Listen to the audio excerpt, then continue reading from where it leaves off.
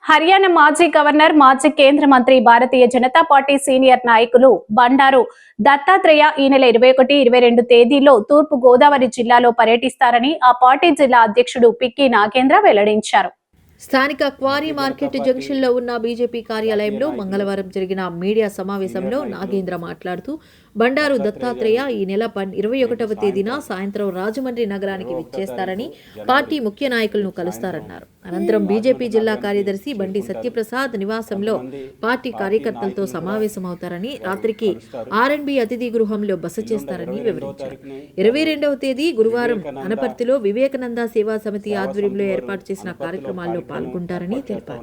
BJP నాయకులు, కార్యకర్తలు దత్తాత్రేయ జిల్లా పర్యటనలో భాగస్వాములు కావాలని పిలుపునిచ్చారు.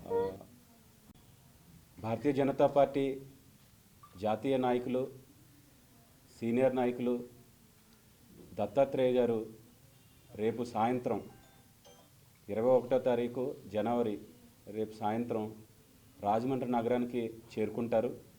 కొంతమంది పార్టీ నాయకులను కూడా వారు కలుస్తారు.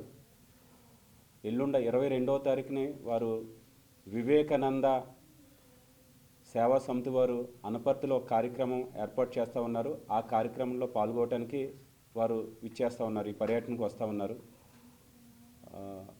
దత్తాత్రేయ గారు వారి యొక్క జీవితం కానీ, వారు పార్టీ కోసం పనిచేసినటువంటి విధానం కానీ, పార్టీ కూడా అదేవిధంగా దత్తాత్రేయ గారి యొక్క సేవలను గుర్తించి వారిని ఒక ఎమ్మెల్యేగాను, ఎంపీగాను, అదేవిధంగా కేంద్ర మంత్రిగాను, గవర్నర్ గాను కూడా గౌరవించుకోవడం జరిగింది.